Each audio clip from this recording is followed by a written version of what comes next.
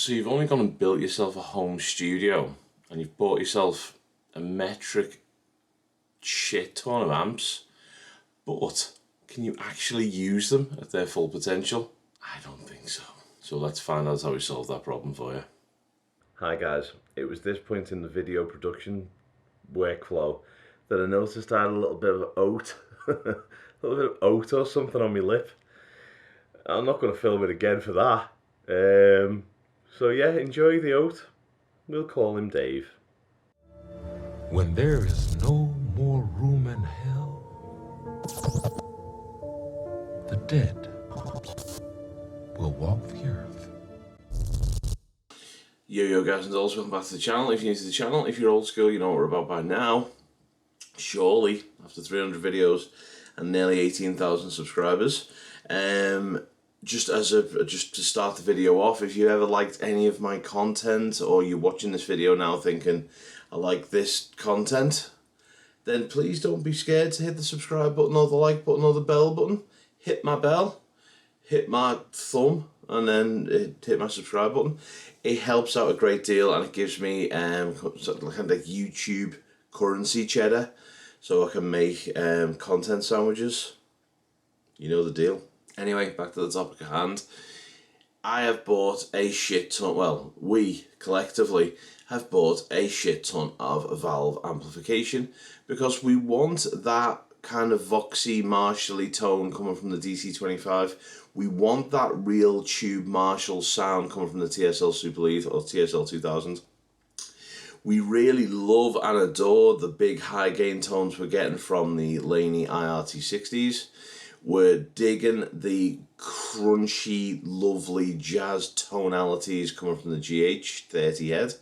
We are needing a little bit of an American hit, so we bring in a little bit of that PRS MT15 to just get that whole shift flowing. And then we can also bring in another PV Infective mini head that's 20 watts, but as if it's 20 watts, it's enough to blow my windows out.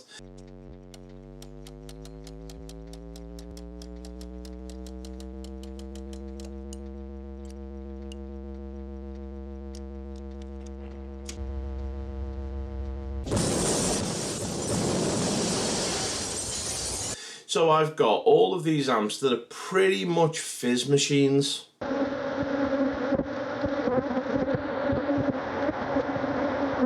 Be in a jam jar if you don't run them at least half pelt. They need the power amp tubes to start getting toasty. They need the preamp tubes to be all nice and warm.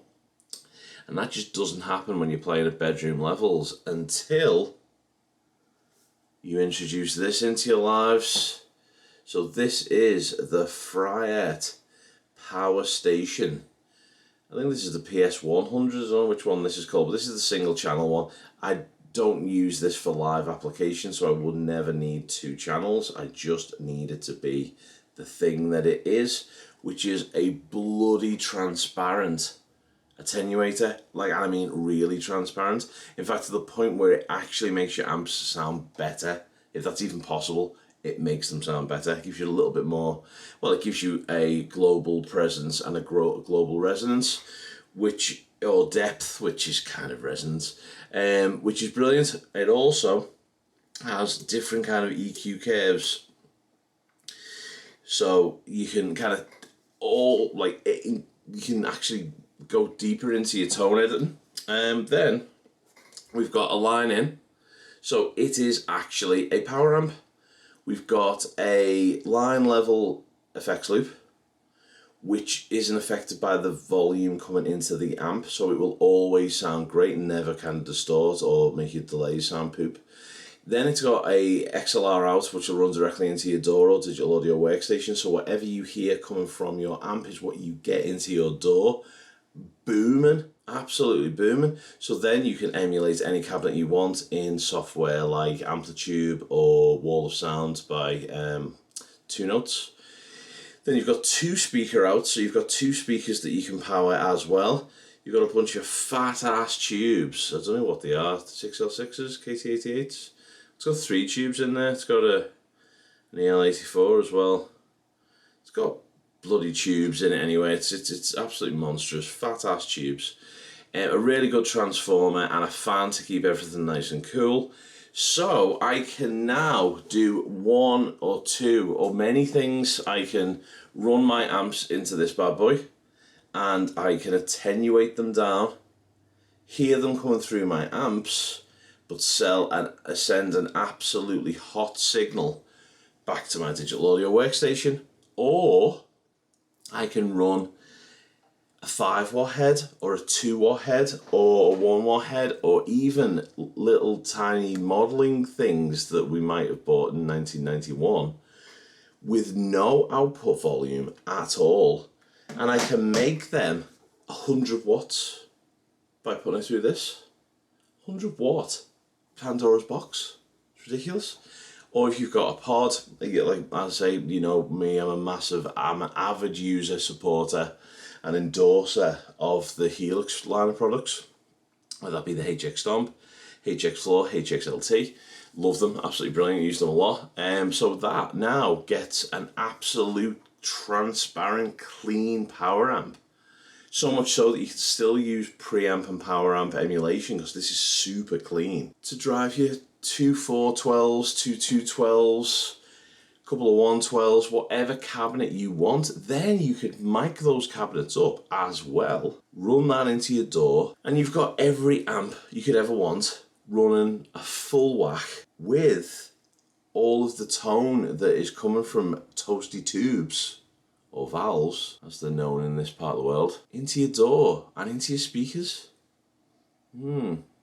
Now, what I'm going to try and do, I don't know how, because I don't think my video's through, you know that. I don't know what I'm going to do. I don't know how I'm going to explain to you how that works. So, what I'm going to do is I'm going to refer you to a guy called Pete Thorne.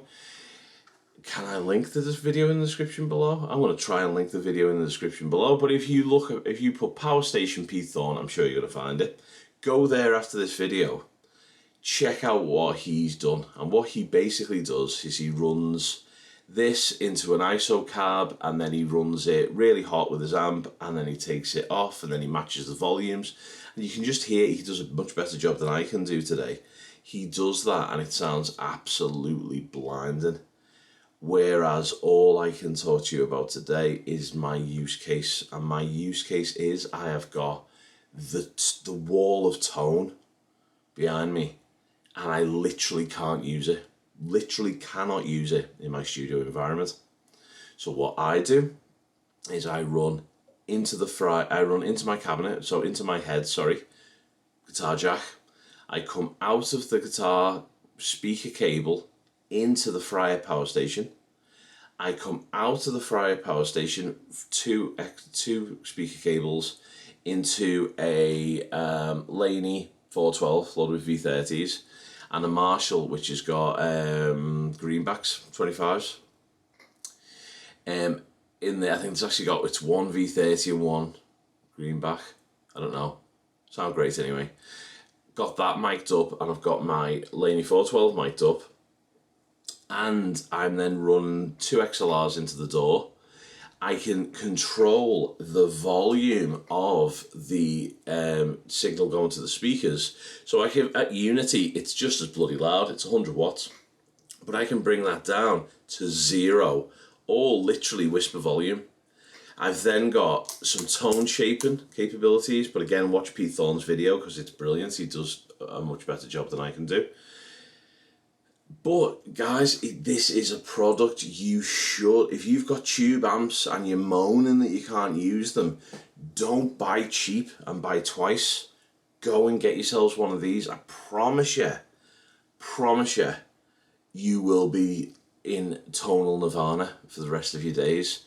If you don't want to use 2-note, or you don't really want to buy kind of second-hand IRs or whatever, an IR loader, there's free IR loaders out there. You can load that in. You can go and grab yourself a whole bunch of free IRs from companies like Owen Hammer and SLS. Is it Steve Slate Studios SSS? Is that a thing? I don't know. Type in free impulse responses, and you'll get a shit ton of them. And then load them into your computer. send a balanced XLR from your fryette power station into your door, crank your Marshall, and away you go. But remember to switch the operate button on, because if you don't turn that on and this is operating, all it is doing is sending a line level through. The power, the soak or the boost isn't working. As a point as well, if you put a 0 watt thing into this, you get 100 watt. If you put a 5 watt thing into this, you get 100 watt. It makes everything 100 watt. But make sure you operate, because I cranked my Laney. And they're 60 watts, but they're bloody loud. They're a bloody loud 60 watts.